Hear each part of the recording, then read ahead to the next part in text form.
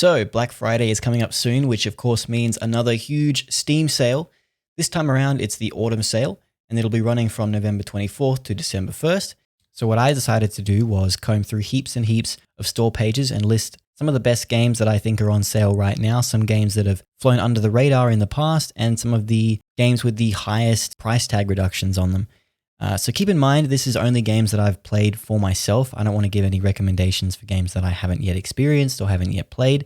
And also that all the games on this list are going to be at least 50% off. So a lot of great games that are on sale right now are still very worth picking up if you've got the cash. But I'm going to leave out a lot of the ones that are 50% or below, and we're just going to focus on those huge sales that caught my eye this time around. So let's get into it.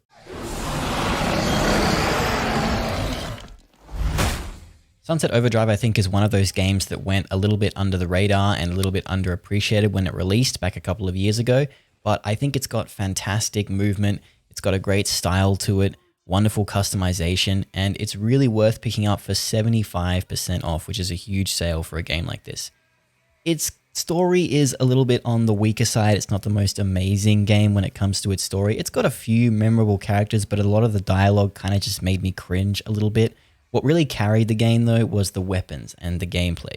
Just running around shooting crazy weapons and blowing up stuff in spectacular fashion was always pretty fun. And it's one of those games where I could just turn my brain off, chill out, relax, and just kill things.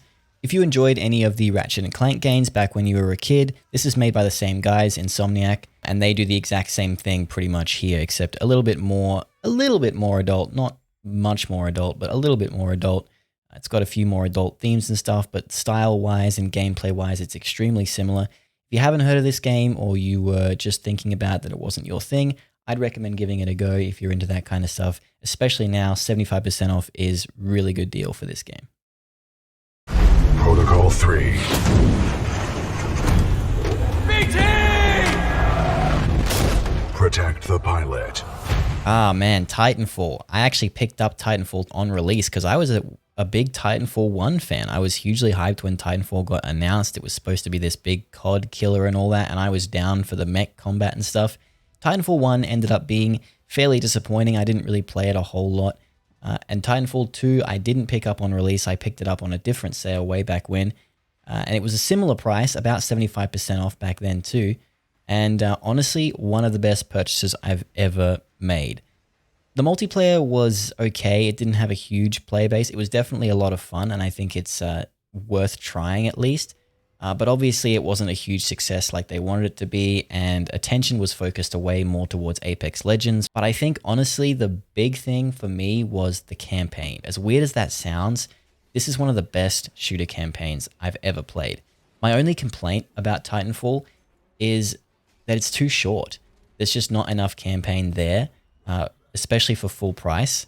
I wouldn't justify it solely for the campaign if you were going to buy it full price. But right now at 75 or 73% off, whatever it is, it's an amazing pickup just for the campaign alone. You're going to blow through it in a couple of hours, but trust me, those are some of really, really fun hours and definitely worth trying if you're a fan of any kind of shooters. If you've ever been a fan of the old COD campaigns, this one's definitely a must-have. What the hell have you done? Oh my god! Security! Security! Prey definitely flew under the radar back when it released, but it kind of these days has turned into something of a cult classic. The people who have played Prey have pretty much said nothing but positive things about it. I think the problem with what happened when it released was that it was pretty buggy and broken when it came out. I think it got something like a 4 out of 10 on IGN when it came out just because of the game-breaking bugs and crashing issues that the reviewers had and stuff. And I think a lot of that stuff during its release caused it to kind of fizzle out and die a little bit. It didn't quite get the attention that it deserved because of all the bugginess. These days, though, Prey has been fixed, obviously, and it's a very stable game now. At least what I played of it was very stable. I barely noticed any real bugs or issues, definitely not game-breaking ones at all. And hidden underneath all that is a surprisingly amazing game, one that I think was terribly and criminally underrated. It's got an extremely engaging narrative, one that just kind of caught me instantly. I love mystery in games, and if you also love mysteries or anything sci-fi related, then Prey is definitely got to be on your list because it's a super interesting. It's very Half-Life. It's very System Shock. It's just got that kind of vibe to it, which is really enjoyable. It's got multiple endings as well, which means the replay value is totally there for the money that you're paying. I think what surprised me the most about Prey out of everything is just how good the general gameplay loop and shooting mechanics were. It's a really fun shooter. It holds its own gameplay-wise. Even if it didn't, I think it would still be a good game just based on its narrative and its setting, but the fact that it also has really fun gameplay and surprisingly well fleshed out shooting that feels good, it's just a cherry on top, and I think it really turns the game from being something that's just good into something that I think is just straight up great. So a little disclosure here, I haven't played the Moon Crash DLC for Prey, but I've heard great things about it. That one's also on sale. Moon Crash, from what I gather, is kind of like a roguelike experience where you die and go back to the start and things change and level layouts change, which sounds super interesting. I haven't tried it, but I want to give it a go one of these days when I get time. But that's also on sale, so if you're interested in that kind of experience as well, Prey Moon Crash is also something that I won't recommend it, but I'd recommend looking into it. And we rejoice in the total destruction of the insurgent organization known as XCOM lives. Okay, this one is just a straight up steal. The amount of game that you're getting for how little you're spending is insane. Personally, I think that XCOM 2 is the game that really got me into turn-based RPGs of any kind. I never used to enjoy turn-based games. I had a general hatred for turn-based games. I never thought that I would like them, which is why for the longest time I never gave XCOM a chance. But one day I bought XCOM 2 for something like 75% off, which is more than what you guys are going to be paying now if you buy it right now. But it was totally, totally worth it. It was weirdly action-packed and it felt tense and it felt fast, even though it was turn-based. I know that's weird to say, but trust me, if you guys aren't used to turn-based games, I think XCOM is a super good entry point because it's exciting. It keeps that excitement going. The turns are short and sharp. The battles are really intense. And everything just kind of flows really well, especially compared to other turn-based games. I think it's got a lot of action. So if you're not super into turn-based games, I'd still recommend giving this one a go. It's on a massive sale, guys. Just try it. Even if you hate it, I mean, you didn't lose that much, right? That being said, I do want to say that XCOM isn't a game for everyone. You can just straight up fail a run of XCOM. You can save scum and stuff, but if you play the game wrong or incorrectly, which is definitely possible, then you can just straight up lose and you have to start all over again. That's not the kind of thing that's for everyone. Obviously, people are going to be massively turned off by the idea that they have to restart the whole game all over again if they did certain things wrong and stuff. I personally don't mind, but if that's not for you, then I would steer clear of XCOM 2 because it takes no prisoners, especially if you play in Iron Man mode, which I do not recommend if you're picking this up for the first time. The currents before us are ever changing. We must adapt and press forward if we are to see our journey's end.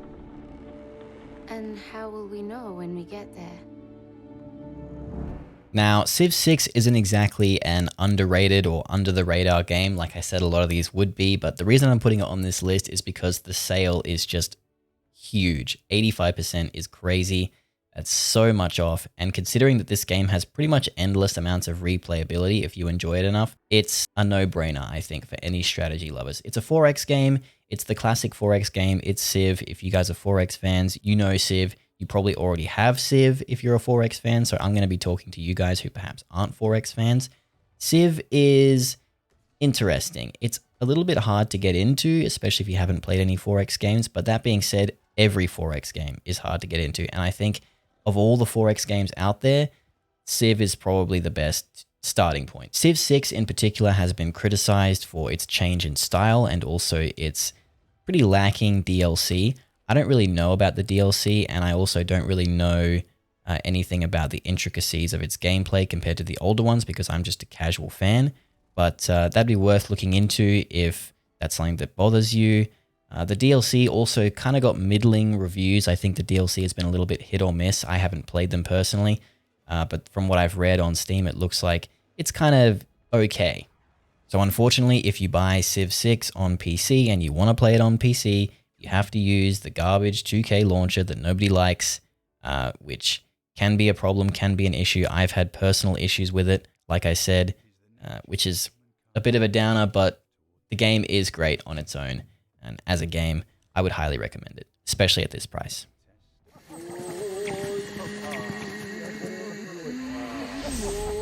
金の髪の侍妖怪より珍しいわね Nioh is awesome. If you're a Souls fan, if you like the Dark Souls series, then you've definitely got to pick this one up. I love Souls, and I picked this one up. I was a little bit skeptical at first, especially because there's a very, very steep learning curve. And I'm not talking about mechanics, I'm just talking about general game knowledge and how the whole game functions and stuff. There's a lot of stats, there's a lot of crazy things like stances and stuff like that. But if you take the time to get into it, then eventually it becomes pretty intuitive and it turns out to be a fantastic game if you get over that starting hurdle. The game has a lot of interesting boss fights, as is part of the course for these kind of games. The combat eventually feels smooth, like I said.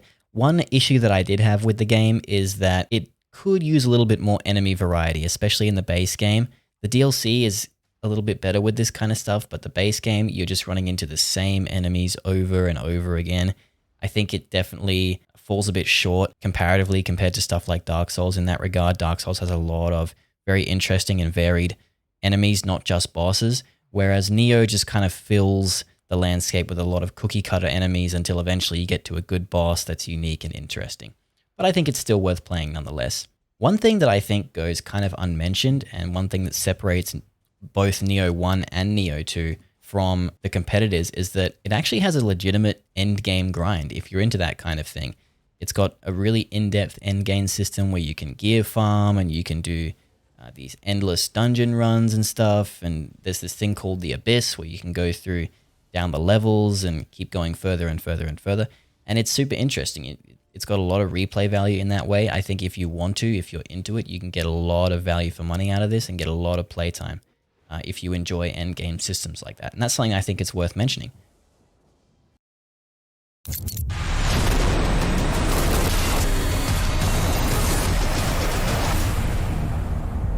So this last one isn't on a huge sale, just 50% off, but I figured I would recommend it just because of the current timing right now of the situation that we have going on. So for those of you that don't know, Battlefield 2042 just released, and it was a bit of a stinker.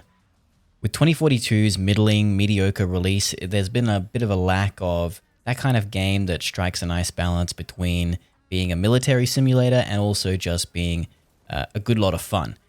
And I think Insurgency really fills that void in a little bit of a way. The way I describe it is this kind of perfect middle ground between Call of Duty and Arma 3, where Arma 3 is a super hard to get into, super overwhelming, hyper-realistic military simulator, and Call of Duty is just this crazy, psychopathic, non-stop run-and-gun action.